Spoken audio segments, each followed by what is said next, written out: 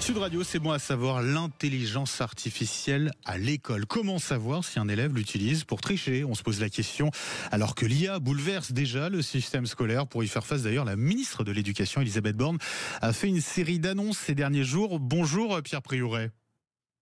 Bonjour. Et merci d'être avec nous ce matin. Vous êtes professeur de mathématiques, secrétaire du syndicat SNES FSU à Toulouse. Déjà, pour se faire un peu une idée du phénomène, vous qui êtes sur le terrain, c'est quoi la proportion à peu près de vos élèves qui utilisent ChatGPT notamment, mais il n'y a pas que ça pour leurs devoirs? Honnêtement, on n'a pas fait d'études d'impact pour mesurer la pénétration de ChatGPT chez nos élèves. Après, c'est une réalité. Les élèves produisent un certain nombre de travaux, notamment à la maison, en utilisant des intelligences artificielles. C'est-à-dire que vous avez une proportion non négligeable. Alors je sais que vous n'avez pas fait l'étude sur le nombre d'élèves dans vos classes qui utilisent ChatGPT, mais aujourd'hui, c'est un phénomène presque majoritaire ou pas? Oh non, majoritaire non, mais on voit le phénomène s'amplifier quand même. Alors après, c'est pas sur la totalité d'un devoir, c'est sur des petites choses, c'est pas toujours détectable d'ailleurs. Donc c'est difficile de mesurer l'ampleur du phénomène. Justement, mais disons que ça arrive. Voilà. Justement, Pierre Prioret, c'est quoi les astuces que vous avez? Est-ce que vous avez les moyens, les outils pour détecter si un élève l'utilise, cette intelligence artificielle pour ses devoirs? Les outils, c'est la lecture attentive de ce que produisent les élèves. Voilà, il n'y a pas de système automatisé ou informatique qui permettrait de détecter, comme le supérieur commence à le développer, pour repérer un élève qui aurait éventuellement triché.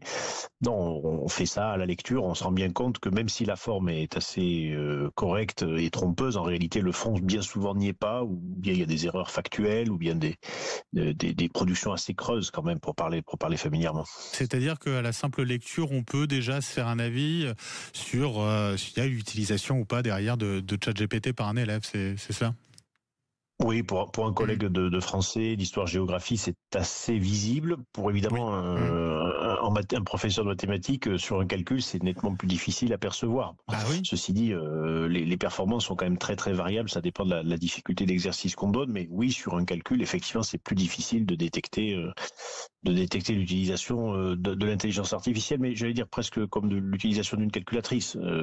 Par contre, dans tout ce qui est partie rédigée, ça se voit davantage, en ce sens que ça fait illusion, mais pas longtemps. On se rend bien compte que le fond est souvent peu solide. Avant, d'une certaine manière, on demandait à ses parents s'ils pouvaient nous aider pour les devoirs. Aujourd'hui, on demande finalement à ChatGPT. C'est plus les parents, quoi. Oui, c'est plus les parents, c'est moins les parents, c'est plus non plus le grand frère ou la grande sœur. On tapote sur son téléphone pour avoir ce que les élèves ou certains élèves pensent être une réponse convenable. En réalité, c'est pas le cas, parce que l'objet du travail qu'on donne à la maison, c'est d'entraîner les élèves et non pas de les entraîner à utiliser un téléphone. Vous avez eu des exemples un peu hallucinants entre guillemets d'utilisation de ChatGPT où là vous avez dit non mais ça va pas, quoi? Personnellement, non, ça ne m'est jamais arrivé. Après, certains collègues relèvent parfois des erreurs factuelles assez grossières. Les choses sont quand même pas tout à fait au point encore. Ouais.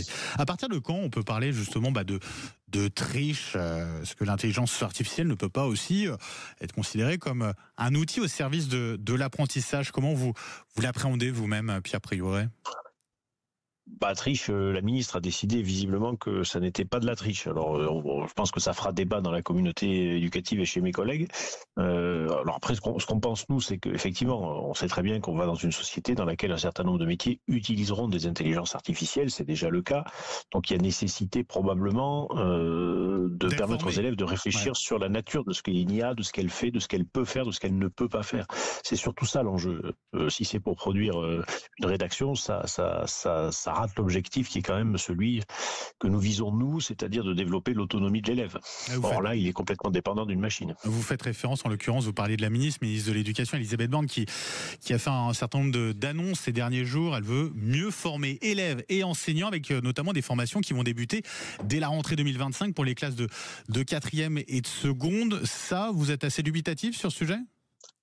Non, on ne connaît pas le périmètre de ces formations. S'il s'agit d'expliquer aux élèves ce que peut faire une IA, comment elle fonctionne surtout, et surtout ce qu'elle ne peut pas faire, c'est pas forcément quelque chose de négatif. Maintenant, former les élèves en utilisant de l'IA ou en les mettant en situation d'être des utilisateurs de l'IA, là, ça pose des problèmes très très lourds parce qu'on ne développe pas, encore une fois, les qualités d'autonomie, les qualités intellectuelles qu'on recherche à travers les travaux qu'on donne à la maison, voire même on entretient l'illusion d'un savoir maîtrisé par les élèves, ce qui ne sera pas le cas.